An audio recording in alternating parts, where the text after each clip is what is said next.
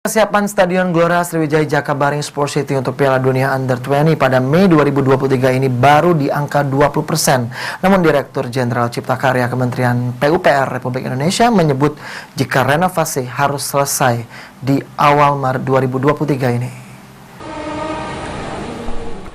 Usai meninjau kesiapan Stadion Gelora Sriwijaya Jakabaring Sport City pada Kamis 2 Februari 2023 menjelang perhelatan akbar Piala Dunia Under-20 pada Mei 2023 ini, Direktur Jenderal Cipta Karya Kementerian PUPR Republik Indonesia, Diana Kusumastuti menerangkan, dari perbaikan lapangan latihan dan lapangan pertandingan, sejauh ini progresnya baru di angka 20%. Lantaran perbaikan sudah pernah dilaksanakan pada tahun 2020 lalu.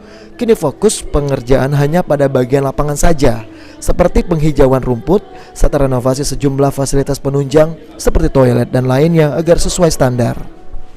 Diharapkan akhir Februari atau awal Maret dapat selesai seluruh renovasi, baik di Sumsel maupun di 6 stadion yang ditunjuk sebagai venue Piala Dunia usia di bawah 20, yakni Stadion Gelora Bung Karno Jakarta, Sijalak Harupat Bandung, Gelora Bung Tomo di Surabaya, Manahan di Solo, dan Kapten Iwayan Dipta di Bali.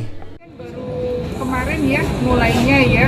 Sekarang kira-kira progresnya kalau untuk yang di Palembang ini mungkin masih kecil ya, masih 20%. Ya, masih 20%. Februari ini kita harapkan selesai. Ya, Februari atau Maret ya, awal Maret kita harapkan selesai semuanya. Semuanya yang ada di 6 lokasi, 6 provinsi. Enggak 6 provinsi aja. Iya. Iya. 6 provinsi aja, Jakarta, Jawa Barat, Jawa Tengah, kemudian di Bali, di sini Sumatera Selatan. Sandi Pratama, PAL TV.